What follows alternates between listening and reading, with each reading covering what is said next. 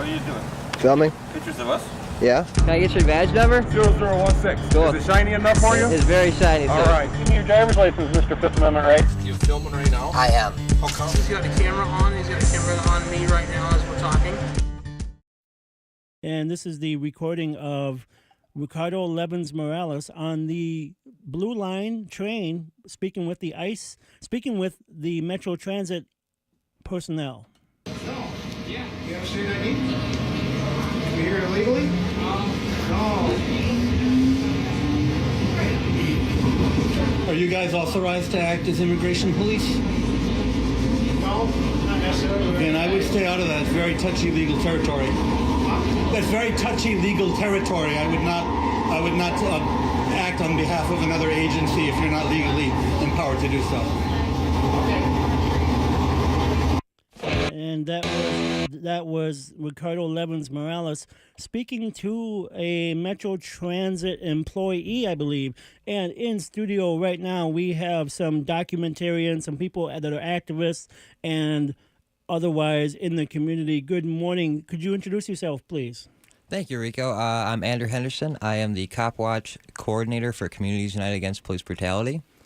And my name is Michelle Gross, and I am the president of Communities United Against Police Brutality. And thank you for having me. Yeah, definitely. Thank you for coming in today. And Andrew, could you tell us and remind us again what's happening in this issue with Metro Transit and Michelle Gross as well? Andrew Henderson and Michelle Gross, both of you are knowledgeable and experienced at recording people or getting some type of data and records. Could you go ahead and speak about this, some of your experiences and some of your knowledge in this area? Sure. Well, I mean, I have a lot of knowledge and experience in this area.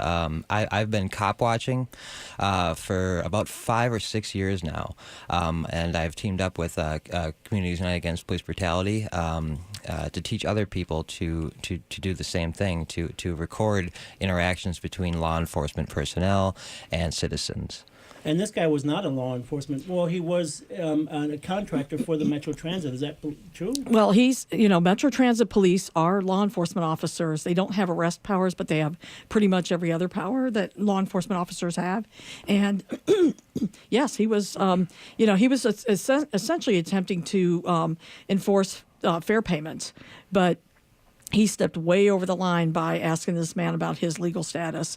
And, I know Andrew's going to talk about this, but for that video, we wouldn't even have known about that incident. And what are the limits of that? Who can and cannot ask for legal status? To my knowledge, only federal law enforcement officials, such as ICE. Right, ICE and DHS. Now, it's a problem on Metro Transit because ICE agents and DHS, Department of Homeland Security agents, have been riding the buses and sometimes asking those questions. So we've been trying to address that with Metro Transit also. But this guy was not either of those things. He was just basically a contractor with the Metropolitan Transit Police, and it was just a part-time gig for him. And he was running around doing this, and I feel like the Metro Transit's tried to frame this up like it's an isolated incident, and we already know that that's not true because we've already heard from several people who've come forward to say, "Oh no, I get asked that question all the time." So we know that is part of their standard operating procedure, even though they allegedly have a policy against it. They do it routinely. Mm-hmm. And what happened here? Where people, it seems like this was a rare event that someone had a cell phone. I mean, it's not rare that we have cell phones. Yeah, it's very rare that someone actually pulled it out, just a concerned citizen and started recording it. And I hope to encourage other people to start doing that more and more. Is that legal on the Metro Transit bus? And yes. Yes, it is considered public property, and it's perfectly legal, totally legal, to film law enforcement officials, in the course of their duties on the light rail, on the platforms, on buses. So I would definitely recommend that people do that. I mean, personally, I would rather record something and just delete it off my phone and not need it than to need it and not have that. Right. Absolutely. And, one of the things that's important, what Andrew said is that every public space it is legal to videotape and to document the conduct of police officers in these public spaces in the course of their duties, and it's absolutely necessary. What was it, maybe 5 years ago, we were part of a case, Glick v. Cuniff, that went to the Federal Appeals Court and that codified the right of people to document police conduct with videotapes, et cetera. And so that was a really important right for everybody in the country to be able to do that. And so I feel like we fought for that right, and people need to use that right. Yeah, and then also some of the history here with the Cop Watch and Communities United Against Police Brutality and other groups and organizations were instrumental in getting cameras inside the squad cars. Is that true? Or? That's exactly right. We had a successful class action lawsuit that we started in 2001 and ended 2006, and we put cameras on all the squad cars. So those are good. But the thing about those cameras, and it's the same kind of story with body cameras, they control the footage. Yeah. So when we cop watch, we control the footage. Okay, and then also, Andrew, can you tell me about some of the other things that you're doing? I've seen you on social media and Facebook and other areas with a sign saying, "Hey, there's a cop ahead. There's a cop ahead." What's that all about? That's a little interesting. Yeah, I mean, personally, when I see speed traps happening, I'll go back 3-4 blocks ahead of that speed trap, and I have a sign in my trunk that says, cop ahead, and I'll hold that to warn other drivers of the impending speed trap coming ahead. Isn't that lawful for them to do that? I mean, they're police officers, law enforcement, whatever, and they're enforcing the law. Sure, I mean, they're enforcing the law. And you're not violating it. I'm not violating the law. What I'm doing is perfectly legal, and I would argue that I'm actually helping the community by getting drivers to slow down. I am actually doing the police job for them without the threat of a ticket. Mm-hmm. Exactly. And yeah, that's really interesting. I've seen that happen before. And what are you? I've seen you run for a city council seat somewhere, and was it not Forest Lake, but Little Canada. And so, what is your political? Are you involved politically in Little Canada or anywhere else? Or I am somewhat politically involved in Little Canada. I've gotten a couple laws repealed in Little Canada. There was one law, the first law that I got repealed. It was illegal for a person to wear clothing belonging to the opposite sex. It was actually a misdemeanor. So, when was this? That was about 3 years ago. I got that one repealed. Wow. So that's what kind of started me politically in my city, and then I ran for city council in hopes to repeal more laws I felt were intrusive or just bad laws. Yeah, like riding behind a horse with a lantern on Hennepin Avenue there's all sorts of different laws that are on the books that are still sitting there from hundreds of years ago. Or I mean, that's what I've heard or seen, and I've witnessed that because I've researched some of this. So can you tell me, Andrew and Michelle, what else is happening here in Minneapolis, in St. Paul, and other neighborhoods and organizations? What are you working on? Well, I want to just go back for 1 second to talk about that thing that Andrew talked about with holding up a sign. It's really funny because the police actually get mad at him for doing that, even though he's actually getting the public to slow down, which is supposedly the intended purpose, right? Speed traps is to get people to slow down and drive a reasonable way and not endanger other members of the public. But they get mad at him because it really isn't about that. It's really about revenue, and it's a revenue driver to try to, get all these tickets and all of this kind of stuff. And so they don't like it when you warn them, so it's pretty clear that what they're doing is not for a legitimate law enforcement purpose, but really just to make some money. So I kind of want to point that out because people shouldn't have illusions about that. I do want to mention one thing about this incident on the Metro Transit. Mm-hmm. Some of us were very concerned about it, and we went down to the Met Council meeting that Wednesday. And basically raised it at the Met Council meeting. And in the end, we ended up shutting down the meeting because they weren't trying to hear us and they weren't trying to respond in a reasonable fashion to the community. And people had concerns about that. And so we went down there, talked to them. They would not release the police officer's name. they would not release the victim's name. You know, what I got was some screaming nut of an administrator screaming in my face, screaming, just get the damn police report, get the police report. And so I went down to try to get the police report. And the problem with trying to get a police report is if you don't know the name and you don't have a case number, you can't get that stuff.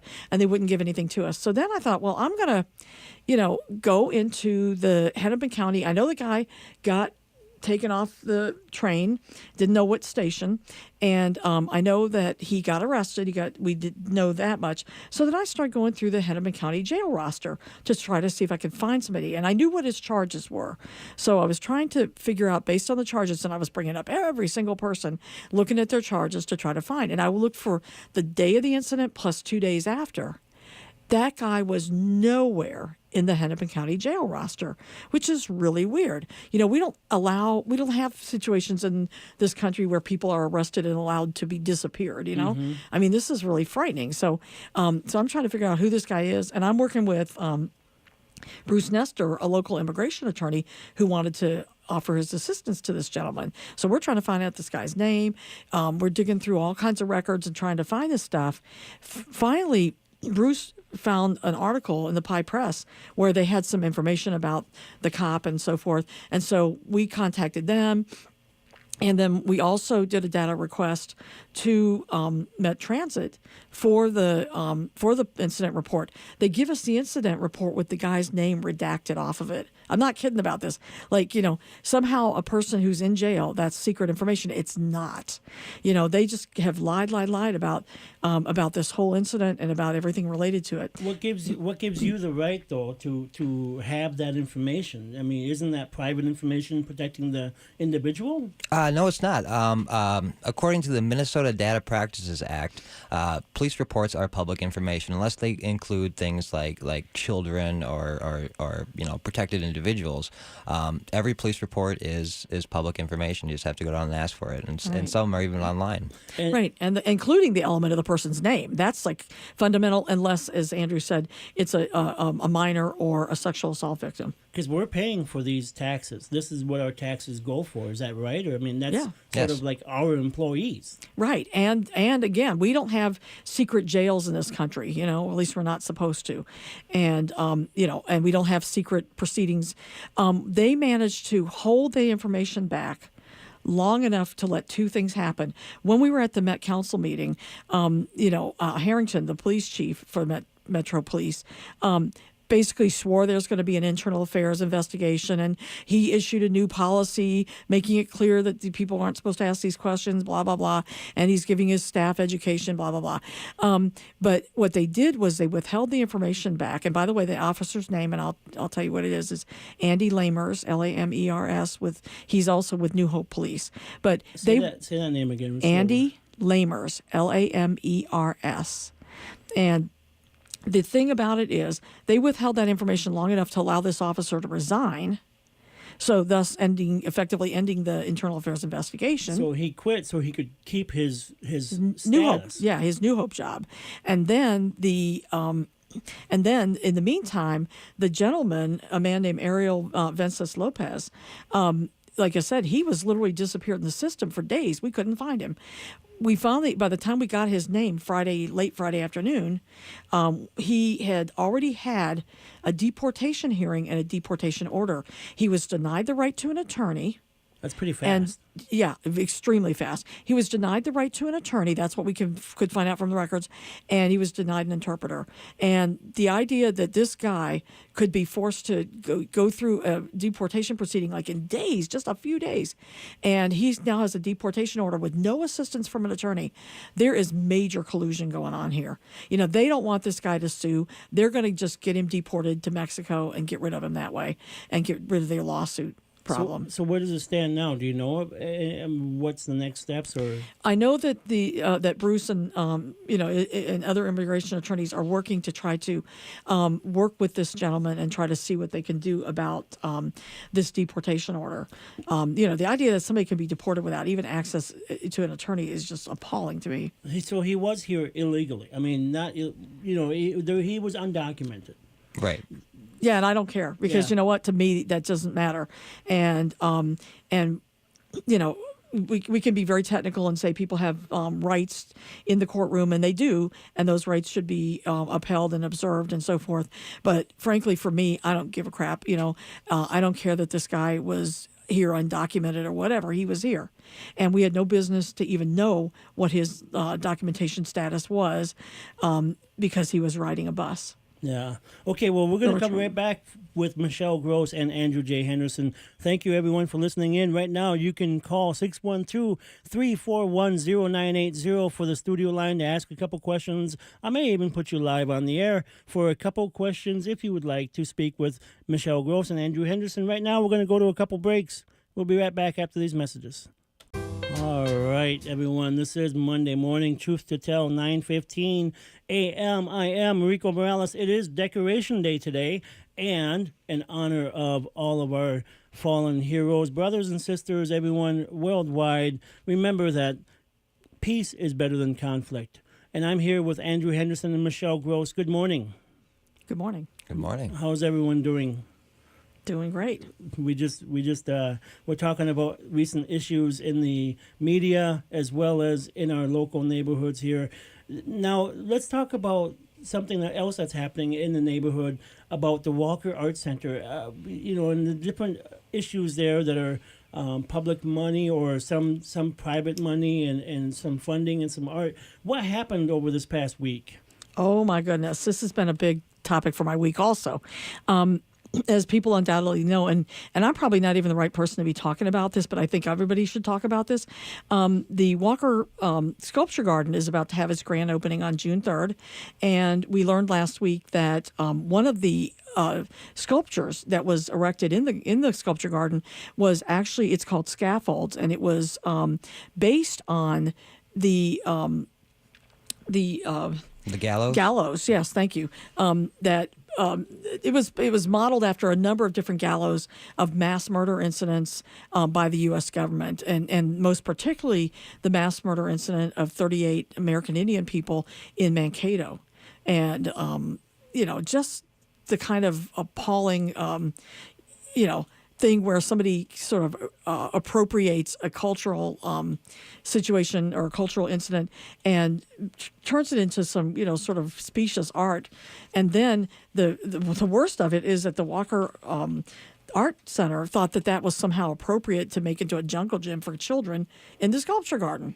Right. I mean, could you imagine if a Nazi gas chamber was made into an art or a playground? I mean, that wouldn't be acceptable at all. I mean, if people wouldn't even think about doing something like that. So I just don't understand how the artist could have thought this was appropriate to place in a public setting like that. Well, exactly, and more particularly, I think Olga Viso, the director of Walker, is really to blame here as much as the artist, because the things about the Sculpture Garden. I mean, we all are familiar with it. We all spend time there, and it's like a place where there's a lot of sculpture that has a lot of movement in it, and kids go and climb around on stuff. It's meant to be very public sculpture that is very accessible to people, so that they can like almost play. It's almost a play garden, and to put a gallows into a play area that and to make into like almost like a joke, like a jungle gym, a thing where 39 people were killed, by this government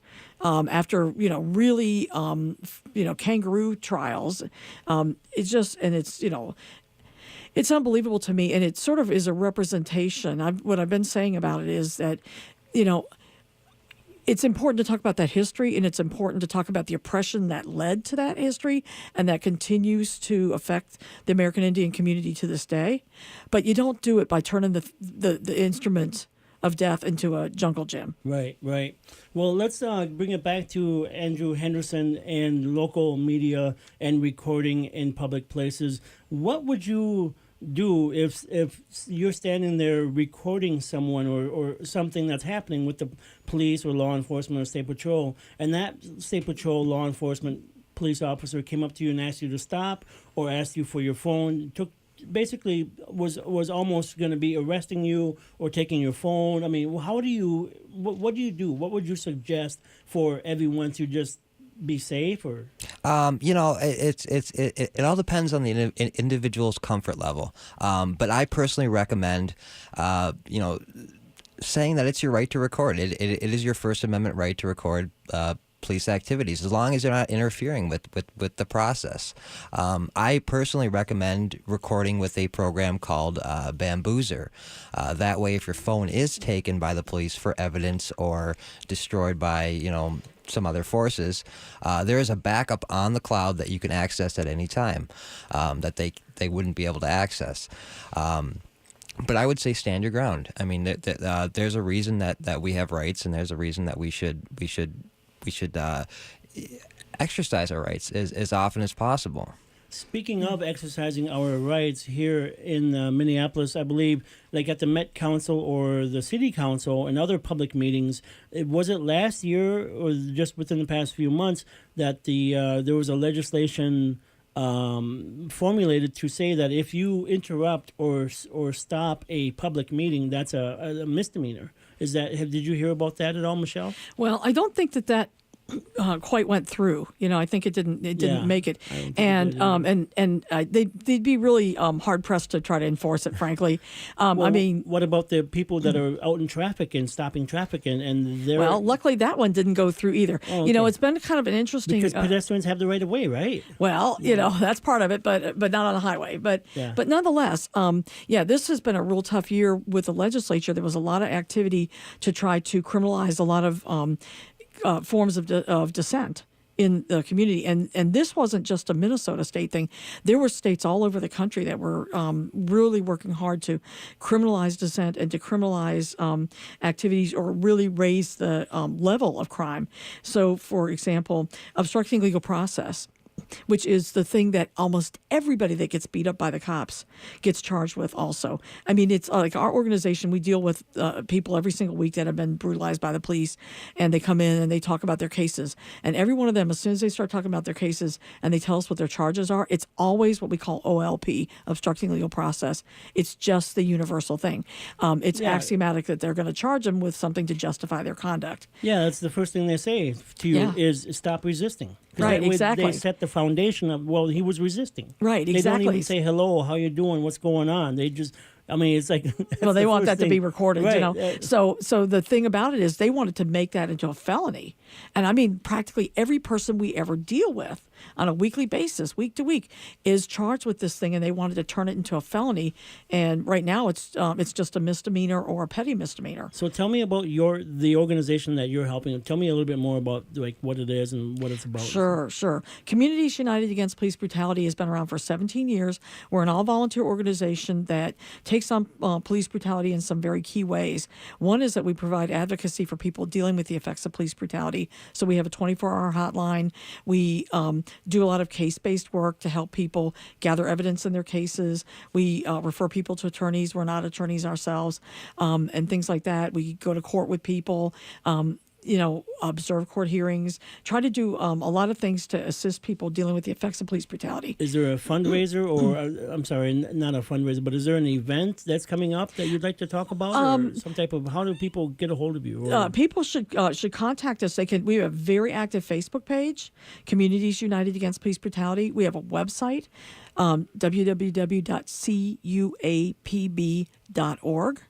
And we also have a 24-hour hotline, 612-874-7867. One more time. 612-874-7867. It's also 612-874-STOP. But a lot of phones don't have those spelling things on them anymore, so we have to say both ways. But the bottom line is we're a social justice organization, so we do provide assistance to people, but we ask them to stick around and help the next people, and that's how we grow the movement. We also do tons of education, and we do lots of litigation. In fact, we're thinking real hard about how we're going to litigate this Metro Transit conduct of covering up this man's name and all of that. And, they violated the Data Practices Act multiple ways, and they shouldn't be allowed to get away with that stuff. And Andrew, tell me what you're going to be working on this next week, or what you're going to be involved in, or... My main focus right now is education. I mean, I've gathered so much information myself now that it's time for me to give back to the community, to educate people on their rights, to educate people how to cop watch effectively for their community. So that's my main focus right now.